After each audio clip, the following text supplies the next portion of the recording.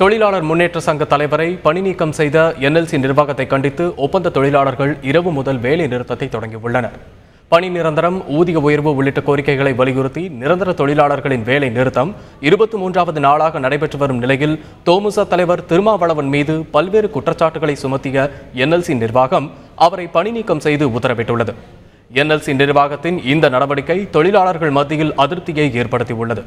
தோமுச தலைவர் பணி நீக்கம் செய்யப்பட்ட உத்தரவை திரும்பப் பெற வலியுறுத்தி நேற்றிரவு முதல் ஒப்பந்த தொழிலாளர்கள் வேலை நிறுத்த போராட்டத்தில் ஈடுபட்டுள்ளனர். இதனிடையே என்எல்சி தொழிலாளர்களுக்கு ஆதரவாக வணிகர்கள் இன்று கடையடைப்பு போராட்டம் நடத்தி வருகின்றனர். இதனால் நெய்வேலி பகுதி முழுவதும் கடைகள், வர்த்தக நிறுவனங்கள் மூடப்பட்டுள்ளன.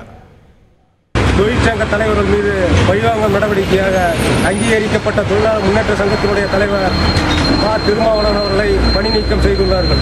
இது வன்மையாக கண்டிக்கத்தக்கது. என்எல்சி நிர்வாகம் இத்தகைய அச்சுறுத்தல்களை கைவிட்டு உடனடியாக நிரந்தர தொழிலாளர் ஊதியம் மற்றும் ஒப்பந்த கோரிக்கையை நிறைவேற்றுவதுடன் பணி நீக்கம் செய்யப்பட்டுள்ள தொழிற்சங்க தலைவர்களுக்கு மீண்டும் வேலை வழங்க வலியுறுத்தி இந்த வேலை நிறுத்தம் நடைபெறுகிறது.